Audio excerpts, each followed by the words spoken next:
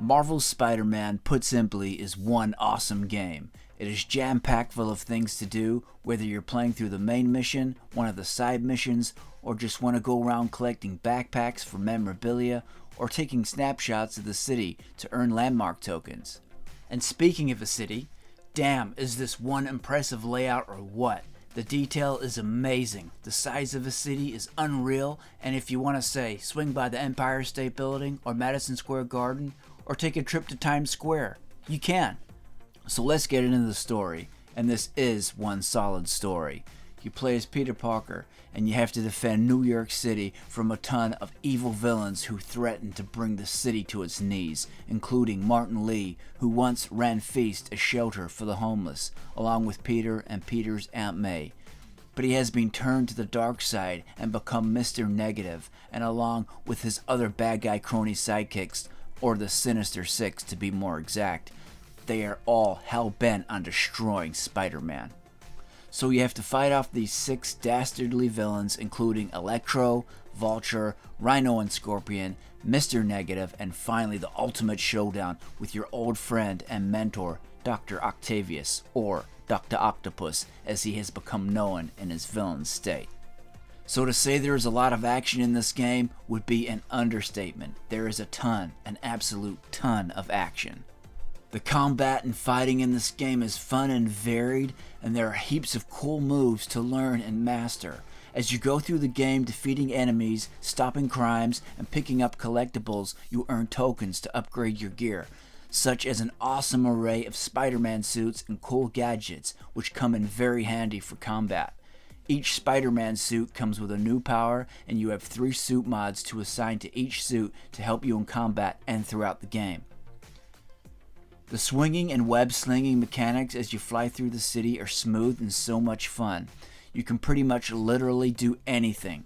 It's so much fun to just run up the side of buildings and vault off the top. I mean, come on, when do you get to do that in real life, huh? When you complete the game, there is a new game plus, so you can go through and crush the game again, and all your earned upgrades from your first playthrough are there from the start. All your favorite characters are here, including Peter's Aunt May and Mary Jane, whom he shares an on-again, off-again relationship throughout the story. The theme music for this game is epic, and there is good quality voice acting for all the major characters as well. And here's another couple of details that I think are cool. The loading screens. I mean, who likes loading screens, right? Well, in this day and age, they're obviously a lot shorter than they used to be, and that's a good thing. But in this game, they give you the option to cycle through game directions, so you don't get bored, and you can learn a thing or two as well.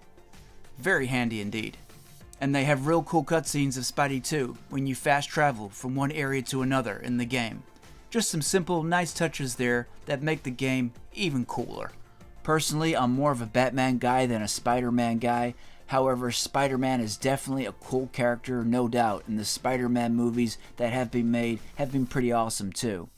But I was on the fence about buying this game, but I'm definitely glad that I did get it. It was well worth it and did not disappoint. There is no doubt that this game will get a sequel. There are several setups, especially in the credits, that foreshadow a sequel, including the possible inclusion of Harry and maybe even a new sidekick for Spidey, Miles, who was a big part of the main story. There is so much they could do with a sequel, and there is no doubt they could not only make a sequel to this game, but I would say they could have parts 3 and 4 as well if they wanted, something similar to the Batman Arkham series. The game is that strong, and there are so many possibilities and directions that this game could go in. Insomniac's first outing for Spider-Man is a very fine effort. They have produced a very fun, solid, and in-depth game. I give it a 9.3 overall out of 10, and if you're sitting on the fence about the game, I would recommend that you try it, as it is badass Spider-Man fun.